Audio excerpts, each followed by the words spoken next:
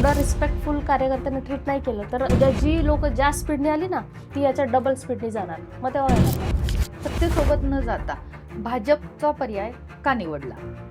आपण प्रवाहाच्या विरुद्ध आणि आपल्या लोकांचा चेहरा बनला पाहिजे म्हणून भाजपची निवड केली. पण या सगळ्यामध्ये तू कुठेतरी मागे पडलीस असं वाटतंय? ॲक्च्युली मी मागे पडले असं नाही म्हणणार. मी जी सत्ता आली त्या सत्तेची मी वाटेकरी नाही. जी सत्ता आली त्याच्यात मी भागीदार नाही. जी सत्ता आली ती आणण्यासाठी त्या संघटनेने जे काम केलं त्या संघटनेची मी आहे. मनी आणि मसल पॉवरमुळे तुझ्यासारखे कार्यकर्ते आहेत, ते मागे टाकले जातात. पक्षाने आता हा विचार करायची वेळ आलेली आहे. 9 वर्षांनी इलेक्शन लागल्यानंतर पण जर तुम्ही तुमच्या कार्यकर्त्याला मनी मसल पॉवरचं जर प्रश्न टाकत असाल ना तर ही चूक आहे.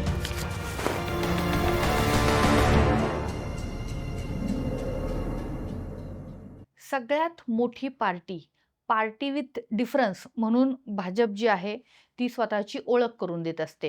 परंतु महापालिकेच्या निवडणुका जाहीर झाल्यानंतर सगळ्या पक्षातले लोक त्यांची मेगा भरती जी आहे ती भाजपमध्ये सुरू झालेली आहे आणि त्यामुळं भाजपचे जे निष्ठावान कार्यकर्ते आहेत त्यांच्या मनामध्ये कुठंतरी अस्वस्थता आहे, खतखत आहे. पण पक्षाची शिस्त, राष्ट्रप्रथम, नंतर पार्टी आणि शेवटी मी, हे जे काही धोरण आहे त्या धोरणामध्ये अनेक मूळचे भाजपचे कार्यकर्ते हे स्पष्टपणे बोलायला कचरतात. कारण की शिस्त हा जो भाजपचा एक महत्त्वाचा भाग मानला जातो, ती शिस्त कुठेतरी पाळायची असं सगळं होतं. पण काही जण जे आहेत ते फोनवरती बोलून किंवा आपापसामध्ये बोलून आपल्या मन जे आहे ते मोकळं करायचा प्रयत्न करत असतात. आज आसपासच्या या क्षकिरण कार्यक्रमामध्ये माझी मैत्रीण ॲडव्होकेट वीणा सोलवरकर ही आलेली आहे. वीणा ही ज्यावेळेस भाजपची सत्ता नव्हती, त्यावेळेसपासून भाजपमध्ये काम करती आहे. महाराष्ट्रभर फिरली, पंकजाताईंसोबत संघर्ष यात्रेमध्ये महाराष्ट्र पिंजून काढला. ओबीसी मोर्चामध्ये काम केलं, ओबीसी मोर्चामध्ये उपाध्यक्षपदाची जबाबदारी सांभाळली. या शहरामध्ये भाजपची सत्ता आली आणि ही सत्ता आल्यावरही संघटना बांधणीमध्ये ती तिचं योगदान देत राहिली. वीणा, तुझं स्वागत आहे. आता आपण गप्पा मारूयात. हा जो माझा कार्यक्रम आहे तो गप्पा मारायच्यात, पण त्या गप्पा ज्या आहेत त्या राजकीय आहेत. ओके. नेहमी असं म्हटलं जातं, जे खाजगी ते राजकीय आणि जे राजकीय ते खाजगी. बरं. त्यामुळं कुठलीही गोष्ट खाजगी नसते. तर मनमोकळ्या आपण गप्पा मारूयात. तुझा जो काही प्रवास भाजपसोबत सुरू झाला, मी बघते की साधारणतः 2000च्या आधीपासून तू सामाजिक कामामध्ये या शहरामध्ये ॲक्टिव्ह होतीस. मग हे सामाजिक काम करत असताना भाजपसोबत कशी जोडली गेली? अश्विनी, नक्की मला सांगायला आवडेल की हा जो प्रवास आहे हा सामाजिक मधून माझा सुरू झाला. मी काही कुठली मला राजकीय पार्श्वभूमी नाही. माझ्या घरात कोणी आमदार, नगरसेवक आणि व्हॉटएव्हर कुठल्याही पक्षाशी जोडलेली लोकं नाहीत. मी सामाजिक काम करत होते, महिलांसाठी करत होते, एक आवड होती आणि त्याच्यातून कुठेतरी असं जाणवलं की पिंपरी चिंचवड कॉर्पोरेशनमध्ये आपल्याला काहीतरी असेल, नावाला वजन असेल तर आपण जाऊ शकतो. सामान्य चेहरा घेऊन जाण्यापेक्षा एक आपण कुठलंतरी एक पद घेऊन आणि एका पक्षाचं रिप्रेझेंटेशन केलं तर आपण एक चांगलं काम करू शकतो त्या महिलांसाठी, असं जाणवलं. त्या दृष्टीने मी भारतीय जनता पार्टीची निवड केली. अर्थात तेव्हा सत्ता राष्ट्रवादी मी तुला काँग्रेसची तेच विचारणार होते की होती. त्यावेळेस एक हाती सत्ता, म्हणजे हो, आता जी हो, काही हो. परिस्थिती आहे त्यावेळेस एक हाती सत्ता ही राष्ट्रवादी काँग्रेसची होती. मग असं असताना सत्तेसोबत न जाता भाजपचा पर्याय का निवडला? आज जे चित्र बघतो ना आपण, एखाद्या पक्षाची सत्ता असेल आणि सगळा लोंढा त्या दिशेने, तसं त्या काळात होतं की राष्ट्रवादीची पूर्ण सत्ता होती. म्हणजे अगदी भाजपचा झेंडा लावायला कोणी नव्हतं, अशी परिस्थिती होती. आणि असं होतं की गर्दीचा भाग होण्यापेक्षा आपण प्रवाहाच्या विरुद्ध आणि आपल्या लोकांचा चेहरा बनला पाहिजे म्हणून भाजपची निवड केली. तेव्हा आमचे अगदी 3 नगरसेवक होते, मला आठवते चांगलं. आय थिंक 2009 9 हां, हां. 9-10च्या आसपास. Yes, yes. मग ह्या कामामध्ये कसं झोकून दिलंस? काय त्यावेळेचे अनुभव होते, की सत्ता नसताना आणि बोटावर मोजण्या इतके लोक असताना तुम्ही जमिनीवरती काम करत होतात, संघटना बांधत होता, पक्ष बांधत होता? मला आठवतंय की जेव्हा 3 नगरसेवक होते आणि त्यावेळेस आमच्या वाटेला ना दर आठवड्याला आंदोलन असायचं. दर आठवड्याला.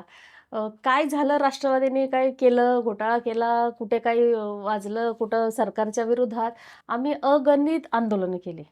पिंपरी चौक आमचं ठरलेलं असायचं दर 8 दिवसांनी आणि त्या आंदोलनाच्या माध्यमातून कुठेतरी आपल्याला एक एनर्जी येते, हुरूप येतो, की नाही बाबा आपण हे काम करतोय, ह्याच्यात जोडले गेलेलो आहोत. सत्तेच्या विरुद्ध जाण्यासाठी जी काही ताकद, जो काही हुरूप लागतो, जे काही पाठबळ लागतं, ते पार्टीच्या माध्यमातून मिळत गेलं. अर्थात तेव्हा आम्ही अगदी लोकांना चला आमच्या पार्टीत या, असं असं करत आम्ही लोकांना घेऊन यायचो आणि तेव्हा वरिष्ठ लोकांनीही खूप साथ दिली. म्हणजे असं नाही की वरचा महाराष्ट्र लेव्हलचा नेता असेल, कोणी आपल्या सपोर्टमध्ये नाहीये. तेव्हा पार्टीचे सगळे नेते आव-जाव आणि खूप चांगलं कनेक्शन होतं पिंपरी चिंचवड शहराशी आणि भाजपशी. या सगळ्या ह्याच्यामध्ये तू पंकजा मुंडेंसोबत एक संघर्ष यात्रा महाराष्ट्रामध्ये केली होती. ती खूप मोठी संधी तुला लवकर मिळाली असं म्हणता येईल. काय अनुभव होते त्या यात्रेचे? 2012 नंतर जेव्हा पंकजाताईंनी युवा मोर्चाचं अध्यक्षपद घेतलं, त्या प्रदेशाध्यक्ष झाल्या आणि खरं तर एक असतं ना आपल्या माइंडसेटमध्ये, की आपण कोणाला तरी आयडॉली बघत असतो आणि आपल्याला छान वाटतं, की नाही आपण असं असलं पाहिजे, ताईंसारखं असलं पाहिजे. तो थोडासा एक प्रभाव होता ताईंच्या विचारांचा आणि मला संधी मिळाली. ताईंनी अख्ख्या महाराष्ट्रातून जवळपास एक 25 एक नावं काढली होती. त्या 25 मधली मी एक होते आणि पिंपरी चिंचवड शहरातून माझं एकटीचं नाव होतं युवा मोर्चाला. मला सेक्रेटरी म्हणून जबाबदारी मिळाली आणि संघर्ष यात्रा म्हणजे अर्थात आम्ही सरकारच्या विरोधातच. म्हणजे त्या संघर्ष यात्रेचं फलितच आहे की 2014ला देवेंद्रजींचं सरकार आलं. मग ह्या संघर्ष यात्रेच्या निमित्ताने आम्ही खूप महाराष्ट्रातले सगळे जिल्हे फिरलो. अगदी म्हणजे बीड, परळी, ताईंचं जन्मगाव असेल आणि सगळ्यात ऐतिहासिक, सगळ्यात मोठी सभा ही बारामतीची झाली होती. आणि त्या सभेचं मला आठवतं की रात्री 1:30 वाजता वगैरे आम्ही सोबत होतो आणि मुंडे साहेबांचा ताईंना फोन आला होता, की "अगं पंकजा कशी झाली सभा वगैरे?" आणि ताई पण "हां बाबा असं झालं, तसं झालं. तू छान मैदान मारलंस." त्या मैदानावर आजपर्यंत भाजपच्या कुठल्याच नेत्यांनी सभा केली नव्हती, ती ताईंनी केली होती. आणि हे सगळं भारावून जाणार होतं. म्हणजे हा जो ओरा होता सगळा ताईंचा, हा जो संघर्ष यात्रेचा, म्हणजे आजही संघर्ष यात्रेत काम केलेला प्रत्येक पदाधिकारी आजही पार्टीशी जोडलेला आहे. आजही तो ताईंसोबत जोडलेला आहे आणि खूप छान आणि खूप भव्य काम करायची संधी मिळाली मला. ती संधी मिळाली 2017ला. या शहराचं चित्र पालटलं. म्हणजे सत्ता पालट झाला आणि आधी जी परिस्थिती होती ती सगळी बदलली. एक हाती सत्ता तुझ्या पक्षानं मिळवली. हो. अ, तू त्याही वेळेस निवडणूक लढली. अ, आधीची एक निवडणूक तू लढलेली आहेस. हं. तर त्या सत्ता मिळाल्यानंतरचं काय बदल हे पार्टीत झाले आणि तुझ्यात झाले?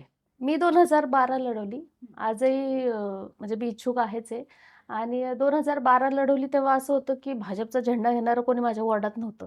म्हणजे आम्ही लिटरली ना, म्हणजे लोकांना नमस्कार करून घरात जाऊन प्रचार करा, म्हणजे जो अगदी डोर टू डोर असतो तसा प्रचार केला आणि खूप चांगलं वातावरण होतं 2012ला पण. फक्त आम्ही सत्तेत नव्हतो. 2017ला काय झालं, की आपले स्वर्गीय लक्ष्मणभाऊ जगताप असतील, आमचे महेशदादा असतील, यांच्या माध्यमातून पार्टीने सत्ता मिळवली. त्या सत्तेमध्ये अनेक काय म्हणतात सत्तेचे वाटेकरी झाले. पण मी नाही झाले त्याच्यात वाटेकरी. मी 2017ला फॉर्म भरला. उमाताईंच्या माध्यमातून, दानवे साहेबांच्या आदेशाने मी तो फॉर्म विथड्रॉ केला. त्यांनी सांगितलं की त्या म्हटल्या की "विना आपल्या पक्षाला आपल्याला असं-असं कॅल्क्युलेशन आहे आणि आपण तुला पुढे विचार करूया. तू आत्ता पक्षासाठी घे." तर खरं सांगू का म्हणजे आजही सगळ्या नेत्यांना आम्ही मानतो, असं काही नाहीये. ताईंच्या सांगण्यावरून आणि पक्ष आदेश म्हणून मी तो फॉर्म विथड्रॉ केला, असं आहे. नंतर संघटनेत झोकून दिलं स्वतःला. पण कधीही कोणाकडेही मला हे हवंय, पिंपरी चिंचवडमध्ये ही सत्ता आहे आपल्या पक्षाची आणि हे आहे. तर नाही, मला नाही हे वाटलं मागावंसं. पण या सगळ्यामध्ये तू कुठेतरी मागे पडलीस असं वाटतंय? ॲक्चुअली मी मागे पडले असं नाही म्हणणार. मी जी सत्ता आली, त्या सत्तेची मी वाटेकरी नाही. जी सत्ता आली त्याच्यात मी भागीदार नाही. जी सत्ता आली ती आणण्यासाठी त्या संघटनेने जे काम केलं त्या संघटनेची मी आहे. मी संघटनेत स्वतःला म्हणजे मी 2012ला पिंपरी चिंचवड शहराची महिला मोर्चाची सरचिटणीस होते. आजही आमच्या काही म्हणजे त्या काळच्या मैत्रिणी आहेत सोबत. अगदी 2-4 मैत्रिणी आहेत सोबत. हे सगळे जसा प्रवाह वाढत गेला, हे सगळे मागे होत गेले. म्हणजे मी मूळचे त्या तुम्हीच येस, आहे मूळचे निष्ठावान ज्याला आता आम्ही आमच्या भाषेमध्ये ॲक्चुअली म्हणतो. निष्ठावान म्हटलं की परत असं होतं की अरे यांचा प्रॉब्लेमच आहे. संघटनेत खूप काम केलं. ताईंच्या सोबत युवा मोर्चाला खूप छान काम करायला, खूप छान अनुभव आणि खूप चांगलं. एक आपण म्हणतो ना, की राजकीय माणूस म्हटलं, की सगळ्यांना फायदा, सगळ्यांना असं वाटतं काहीतरी मिळतंय म्हणून जातात. असं नाही. तुम्ही तुमची जडण-घडण होत असते. तुमचं व्यक्तिमत्व त्यातून फुलत असतं आणि तुम्हाला कळतं, की तुम्ही समाजात काम पण करत असं असताना. फिलिंग नाहीये, की बाबा एवढं सगळं करून हं. मी काय करायचंय? म्हणजे आता ही जी तुझ्या पक्षामध्ये सगळी इन्कमिंग सुरू आहे, मेगा भरती, हो, हो. आयाराम हे जे शब्द आहेत ना वेगवेगळे, त्या सगळ्या परिस्थितीमध्ये काही मीम फिरतात, की तुझ्यासारखे जे कार्यकर्ते आहेत, की जे संघटना बांधणीसाठी प्रयत्न करतात, संघटना बांधणीसाठी झटतात. त्यांनी बाबा आता सतरंज्या उचलायच्या, खुर्च्या उचलायच्या, असे जेव्हा मीम फिरतात, त्यावेळेस काय वाटतं? वाईट वाटतं. म्हणजे कसं आहे तुम्हाला पक्ष बांधणीसाठी, पक्षाने सत्ता आणण्यासाठी तुम्हाला आमच्यासारखे कार्यकर्ते पाहिजे. मी छोटीच कार्यकर्ता आहे. व्हॉटएव्हर मी काम कोणासोबत जरी केलं असेल तरी. पण हा त्या पक्षाच्या साठी योगदान देणाऱ्या कार्यकर्त्याचा अपमान आहे. निष्ठावंत हे काय बिरुद नाही आता. निष्ठावंतचं त्यांनी असं शिवी करून टाकली सगळ्यांनीच. मी भाजपबद्दल नाही, सगळ्या पक्षांबद्दल. आता आमच्याकडे खूप इन्कमिंग झालंय, आयराम झालेत. त्याच्यामुळे होतंय काय, जो कार्यकर्ता 10-10 वर्ष, 12 वर्ष, 15 वर्ष व्हॉटएव्हर ज्याने मी असं म्हणत नाही, की 2014ला सत्ता आल्यावर आले ते आयाराम. त्यांनी दिलं ना त्यांच्या आयुष्याची 2014 ते 2025 त्यांनी दिली काही वर्ष. पण जे 15 दिवसासाठी, महिन्यासाठी येतात ना, मग तिथे क्वेश्चन आहे. मग ते आता चूक आहे. तू ज्या प्रभाग 9 मधून इच्छुक आहेस, खरं हं. तर तो प्रभाग अनुसूचित जातीसाठीची राखीव असलेली हो. जागा, ओबीसी महिला आणि पुन्हा तू केलेलं काम या सगळ्यामध्ये तू फिट बसतीयेस. पण तिथे आता जर बघितलं तर त्या ठिकाणी पण आयाराम ज्याला आपण म्हणतोय, की आलेले आहेत इकडून-तिकडून. मग कसं आहे कसं माहिती आहे तिथं का? काय आता तुझी काय पोझिशन आहे? उलटं माझ्या प्रभागाला 15 वर्षानंतर एस-सीला ओपन म्हणजे नाही का, पुरुष असं हां. तिथं कॅटेगरी मिळालेली आहे. आमच्याकडे नेहमी एस-सी महिलाच असायचं. त्यामुळे आम्ही ओबीसी महिला एकच कॅटेगरीमध्ये आम्ही दावेदार असायचो. आता तसं नाही आहे. आता ओपन महिला पण आहे, आता ओबीसी पण महिला आहे.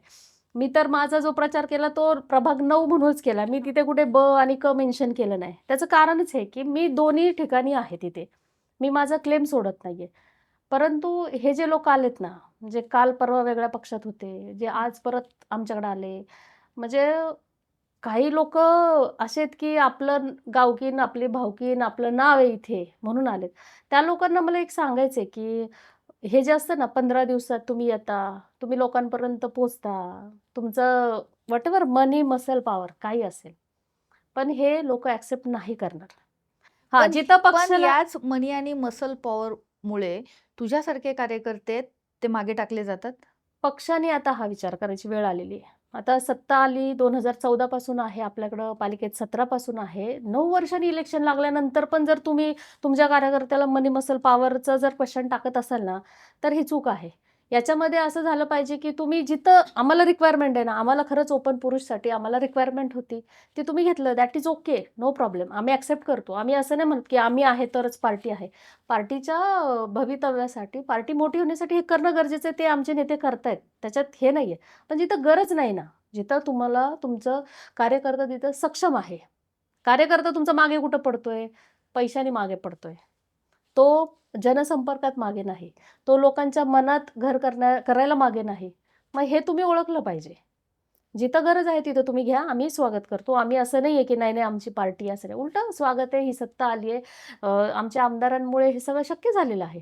पण जिथं गरज नाही तिथं तुम्ही घेतलं ना, मग ते एक्सेप्ट नाही होणार. याने होणार काय माहिती आहे का? आपण लोकांना बेटर ऑप्शनच देत नाही.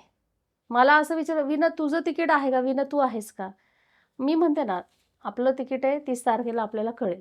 शेवटी मी माझ्या पक्षाला तुला का बांधील आहे. खात्री वाटत नाही? मला खात्री वाटत नाही म्हणजे इतके आयाराम झालेले आहेत, की 15 दिवसात कॉम्पिटिशन तयार केलेलं आहे. जे आम्ही 15 वर्ष झालं करतोय, ते 15 दिवसात ते आपण म्हणतो पुसलं ना सगळं? हां, म्हणजे पुसत नाहीये, लोकांच्या मनात नाही आम्ही पुसणार. आम्ही नाही, मी लोकांच्या पार्टीच्या ह्याच्यावर म्हणजे तुमचं जे काही रिपोर्ट कार्ड असेल पार्टीतलं, हं. त्या रिपोर्ट कार्डवरनं तुम्ही पुसला गेलात का? नाही, नाही, अजिबात नाही. उलटं कुठेतरी पार्टीनी आमच्यासारख्या लोकांना संधी दिली, तर हा मेसेज सगळ्या शहरामध्ये, महाराष्ट्रामध्ये इव्हन आपण सगळ्या कॉर्पोरेशनचं इलेक्शन बघतोय आता. हा मेसेज जायला पाहिजे. हा मेसेज गेला तर आणि तर पुढे कार्यकर्ता टिकेल, संघटना टिकेल आणि पुढं हो सगळं पण होईल. हे जी सगळी आयाराम तुमच्याकडे येत असताना भाजपच्याच काही कार्यकर्त्यांनी आत्मक्लेश केला, काहींनी बोलण्याचा प्रयत्न केला. पण नंतर त्यांचा आवाज दाबला गेला का? कारण ते कुठंच नाही येत आता, कुणीच बोलत नाहीये. म्हणजे तू आज बोलतेस तर हे तुझं डेअरिंग आहे. नाही, तू आज इतक्या मी फार मोकळेपणाने स्पष्ट बोलतेस. वक्ती आहे. मी माझ्या पार्टीच्या विरोधात, कुठल्या नेत्यांच्या विरोधात, पण मी माझ्यासारखं काम करणाऱ्यांच्या सोबत आहे. मी असं म्हणत नाही, की मला तिकीट पाहिजे म्हणून मी हे बोलते, मला तिकीट नाही दिलं तर बघा असं. तसं काही नाहीये. पण ज्या लोकांनी आवाज उठवला त्यांचं म्हणणं ऐकून घेतलं पाहिजे, बोललं पाहिजे. तुम्ही जर तेवढं रिस्पेक्टफुल कार्यकर्त्यांना ट्रीट नाही केलं, तर आज सत्ता येईल, आज सगळं आहे. उद्या जी लोकं ज्या स्पीडने आली ना, ती याच्या डबल स्पीडने जाणार. मग तेव्हा काय करणार? तेव्हा परत वीणा आणि वीणासारखे सगळे लोकं. तेव्हा परत हे आत्मक्लेश करणारे लोकं. गृहीत धरू नका. सन्मानाने त्यांना विश्वासात घेऊन हे सांगितलं पाहिजे, की आपण असं करतोय आणि ऐकून घेतलं पाहिजे. तू बेस्ट. सुरुवातीला असं सांगितलंस, की तू जेव्हा या पक्षामध्ये आलीस तेव्हा विरोधात होते. तुम्ही खूप आंदोलनं दर आठवड्याला आंदोलनं करत होता. आत्ता विरोधक असं म्हणतायत, की तेव्हा आम्ही जे आंदोलनं करत होतो अ, आणि राष्ट्रवादीची सत्ता होती, आमचं म्हणणं ऐकून घेतलं जात होतं. पण आत्ता ह्या 9 वर्षामध्ये आंदोलन करणाऱ्याचा आवाज दाबला जातोय. का दाबला जातोय? राष्ट्रवादी विरोधात आहे. तुम्हाला आंदोलन करायला कुणी रोखलंय? तुमच्याकडे प्रेस आहे, मीडिया आहे, प्रिंट मीडिया आहे, तुमचं स्वतःचं सोशल मीडिया आहे, तुमचे नेते आहेत. आवाज दाबायचं कारण काय? सरकार विरुद्ध पण आवाज उठवायला ही लोकं कमी पडतायत. सभागृहात पण तुम्ही बोलून देत नाही असा पण आरोप होतो.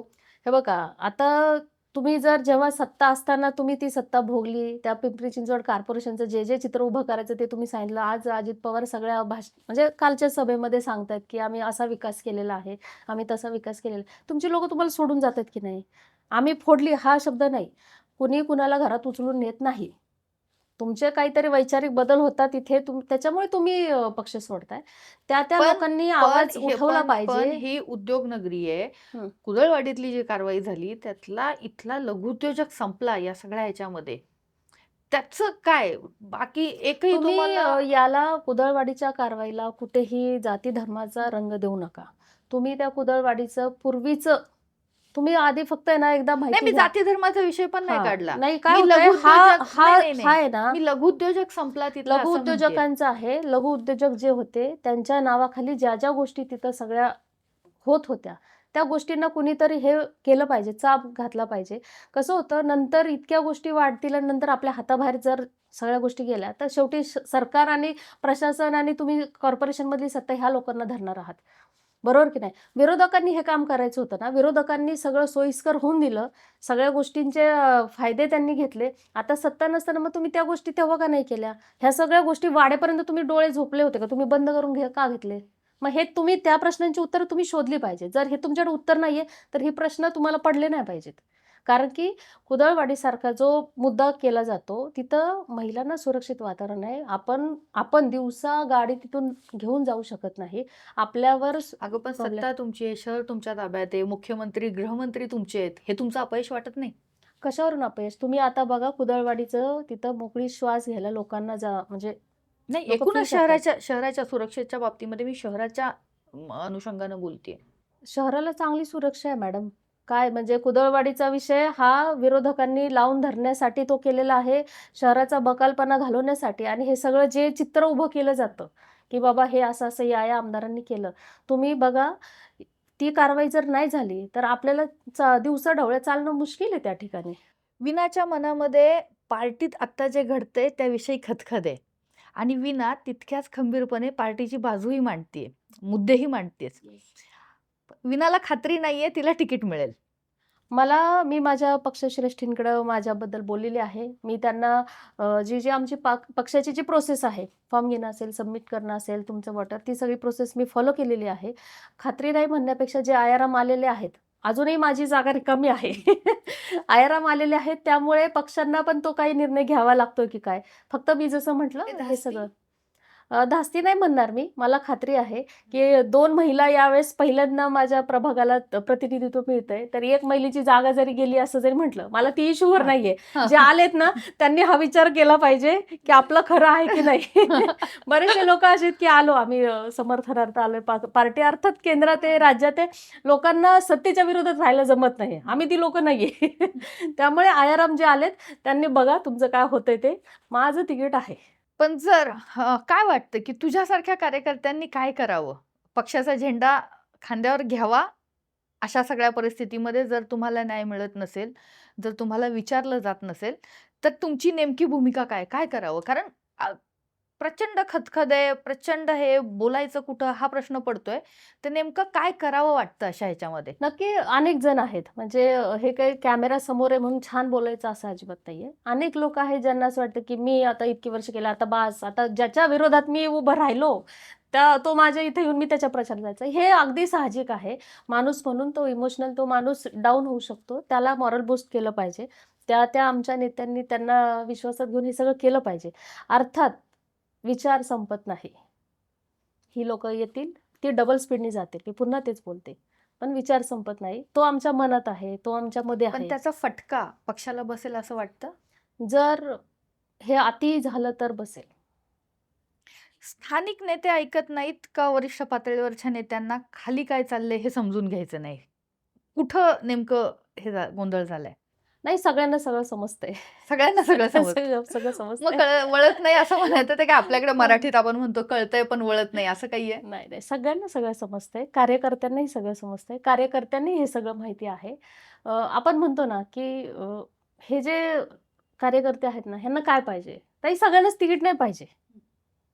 तुम्ही बोलवा, रिस्पेक्टफुली त्यांना सन्मान द्या, त्यांचं म्हणणं ऐकून घ्या, त्यांना विश्वासात घ्या. तो जो गॅप पडलाय तो फक्त कमी झाला पाहिजे. कुठल्या पातळीवरती हा गॅप पडलाय हो? राज्याच्या पातळीवरती का स्थानिक पातळीवरती? म्हणजे कम्युनिकेशन जे आहे 5G आमच्याकडे आता ना 5G नेटवर्क आहे आपल्याकडे. तर हो, आमच्याकडे तुमचं नेटवर्क किती आहे आता? आमच्याकडे असं अजिबात नाही, की कुठल्या नेत्याशी आपण बोलू शकत नाही. भाजपमध्ये ओपन टू ऑल असं आहे. म्हणजे छोट्यातला छोटा कार्यकर्ता देवेंद्रजींकडे जाऊ शकतो, मेसेज करू शकतो, त्यांना ही बातमी पोहोचू शकतो, असं-असं होतंय. तू बोललीस या सगळ्यावर त्यांच्याशी? मी आमच्या मेसेज केला? आमदार नाही, मी म्हटलं ना, मी हं. आहे. मी आहे. त्यामुळे माझं आमदारांशी, महेशदादांशी चांगलं कम्युनिकेशन आहे. दादाही ऐकून घेणारे आहेत. ते फार रिस्पेक्टफुल वागतात सगळ्या महिलांशी. त्यामुळे ती अडचण मला तरी येत नाहीये. पण एक आहे, की कार्यकर्त्यांचं ऐकून घेतलं पाहिजे. कार्यकर्त्यांचं ऐकून घेतलं पाहिजे. आज खरंच मी वीणाचं कौतुक करेल की इतक्या मोकळेपणानं तू बोललीस, की जे हं. इतर तुझ्या पक्षातले इतरच ते कार्यकर्ते ते बोलायचं धाडस करत नाही. ते तू केलेलं आहेस आणि छान वाटलं. किमान ज्या भावना आहेत त्या येस. तरी नेत्यांपर्यंत पोहोचाव्यात. जे सगळंच काही सत्तेसाठी, खुर्चीसाठी नसतं, नाही, नाही. हे तुझ्याशी गप्पा मारल्यानंतर मला कळलं.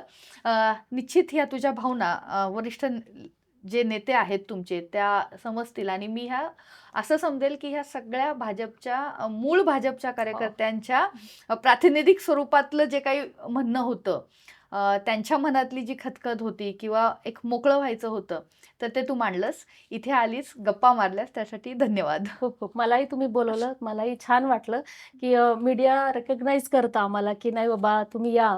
तर हेही छान वाटलं, की तुम्ही विचारलंत आणि पक्षाची म्हणण्यापेक्षा आमच्यासारख्या कार्यकर्त्यांची भूमिका मांडण्याची संधी दिली त्याबद्दल मी आपले आभारी आहे. धन्यवाद.